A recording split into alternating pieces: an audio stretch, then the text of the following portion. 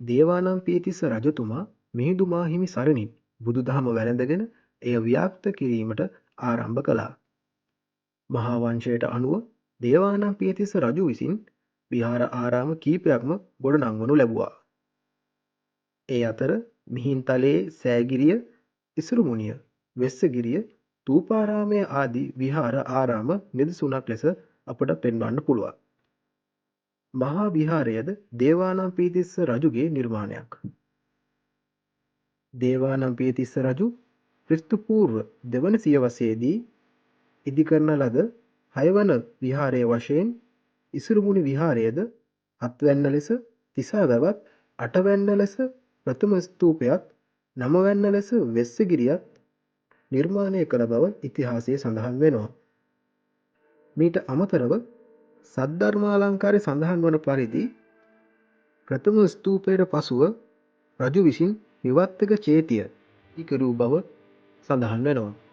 ඔබ දැන් මේ දකින කටාරම් කෙටු ලෙන් ගුහා සංකීර්ණය ආරාම විශේෂයක් වන අතර මෙය වර්තමානයේදී වෙස්සගිරිය යන නමින් හඳුන්වනු ලබනවා.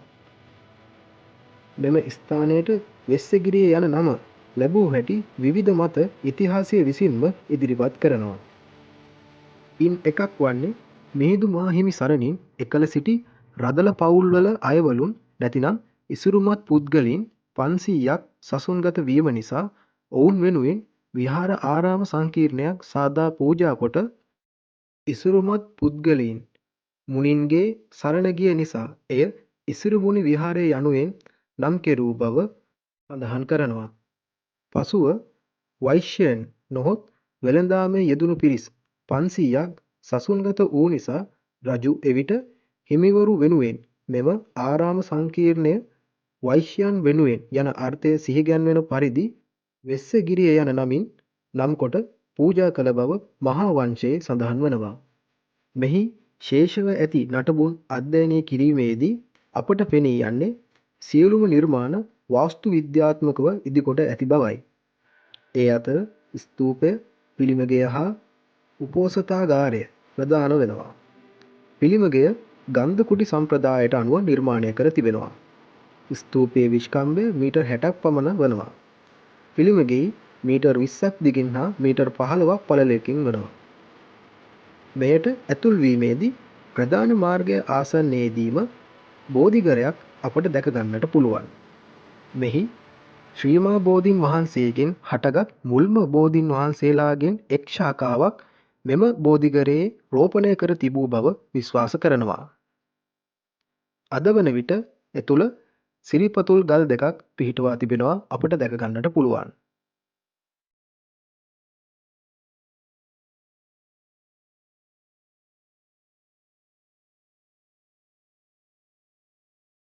එතනින් ඉදිරියට ඇදෙන්නේ ප්‍රධාන ලෙන් සහිත ගිරි මුදුනටයි.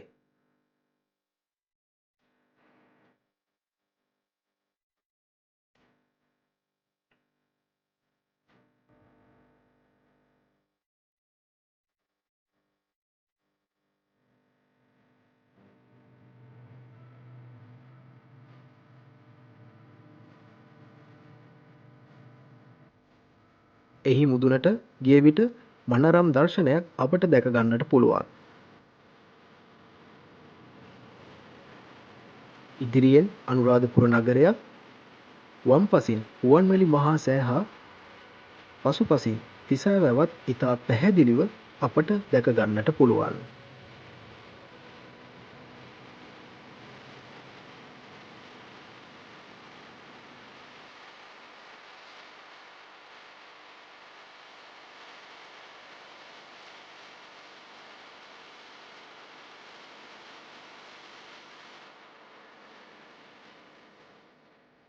දකුණු පසට ගිය විට සෙල්ලිපි දෙකක් අපට දැක ගන්න පුළුවන්. ඒවා බ්‍රාහ්මීය අක්ෂර වලින් සඳහන් කර තිබෙනවා.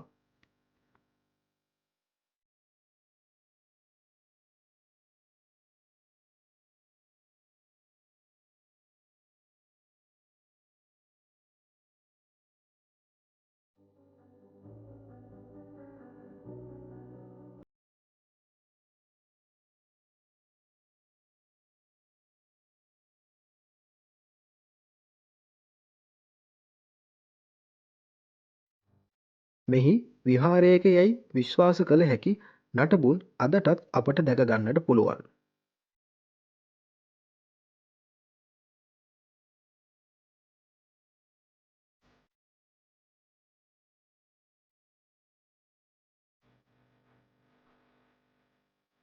මෙහි පසුපස කටාරම් කෙටු ගුහා දෙකක් දැක ගන්නට පුළුවන්.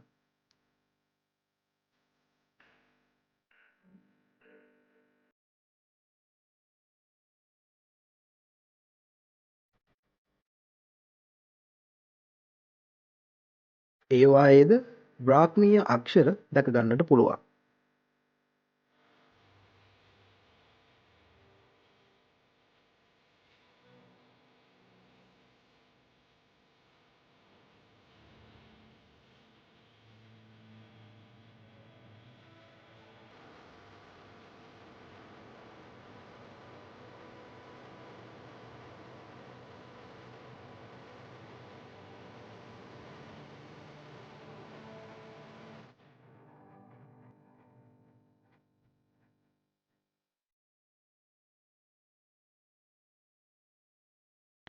මෙම සංකීර්ණයේ වම්පස ලෙන්වල බ්‍රාහ්මීය අක්ෂර සහිත කටාරම් ඉතා පැහැදිලිව දැක ගන්නට පුළුවන්.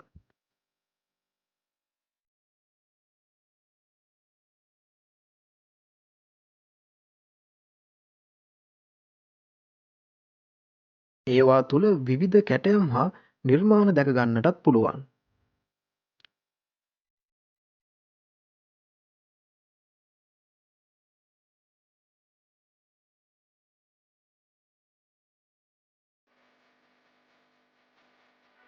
වැදගත්ම කාරණාව එහි තුළ තවමත් බිතුසිතුවම් කිහිපයක් පැවතීමයි.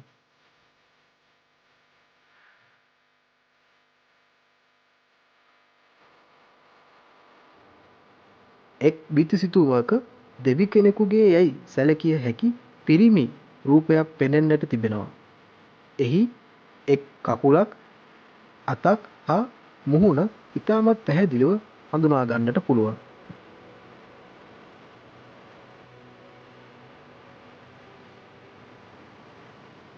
ඊට ඉදිරියෙන් ඇති ලෙනෙහි කාන්තා රූපයක් ඇති අතර එය ඉතා සුන්දර රුවක් ඇති දෙවඟනකගේ රුවක් යැයි අපට සැක කරන්නට පුළුවන්. මේවා සීගිරි සිතුවම් තරම් පැහැදිලිව නැතත් ඉතිරිව ඇති කොටස් වලින් ඉතා අලංකාර රුවක් තිබූ බව අපට පෙනී යනවා.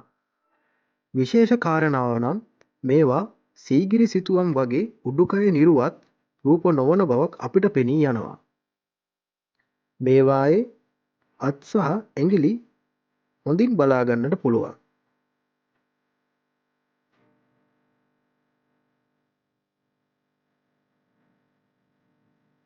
මෙම ලෙනට පිටුපසින්ද නටබුන් සහිත භූමියක් දකින්නට පුළුවන්. නමුත් ඒවා කාලයකින් එළිපෙහෙළි කර නොමැති නිසා ඒවා වෙත ගමන් කිරීමට ඉතාම අපහසුයි. මෙම ස්ථානය එකල බෝ උපුල්වන් කුසුබ්ගිර විහාරය යන නමින් හඳුන්වා ඇති බව සෙල් ලිපියක සඳහන් වෙනවා. හතරවන මිහිඳුගේ පෝරු ලිපියක මෙම ස්ථානය හඳුන්වා ඇත්තේ ඉසුරමෙනු බෝ උපුල්වන් කුසුබ්ගිර රත්මහාවෙහෙරේ යනුවෙනි. එනම් පීතෘඝාතක කාශ්‍යප රජු විසින් මෙම විහාරය පිළිසකර කරවා තම නාමයත් තමන්ගේ දූවරු දෙදෙනා වූ බෝධි හා උත්පලවන්නා යන දෙදෙනාගේ නාමයනුත් එක්කොට මෙම විහාරය ඉසුරුමුණි බෝ උපුල්වන් කසුප්ගිර රජමහා විහාරය වශයෙන් නම් කළ බව මහා වංශයේ සඳහන් වනවා.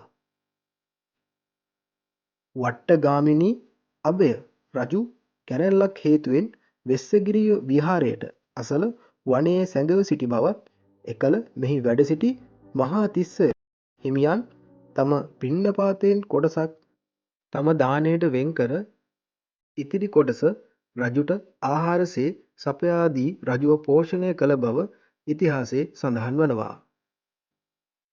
ඇතැම් අයවලුන් පවසන්නේ වර්තමානයේදී වෙස්සගිරිය නමින් හඳුන්වන මෙම ස්ථානය ඉසුරුමුණිය බවත් වර්තමානයේ ඉසුරුමුණිය ලෙස අප දන්නා හඳුනන ස්ථානය මේඝගිරි හෝ වෙනත් නමකින් හඳුන්වන ලද විහාරයක් බවත් ඔවුන් විශ්වාස කරනවා.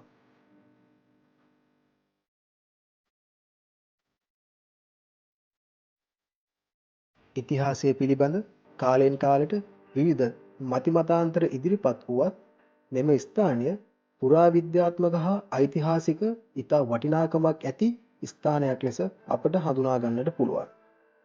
සීගිරි බිතුසිතුවම් වලට දෙවැනි නොවන ඉතාමත් සුන්දර වූ කලාත්මක වූ බිතුසිතුවම් ඇති මෙම ගුහා සංකීර්ණය ලෝක උරුමයක් බවට පත් කළ යුතුයයි මෙය නරඹන සෑම දෙනෙකුටම හිතට නැගෙන කරුණක්.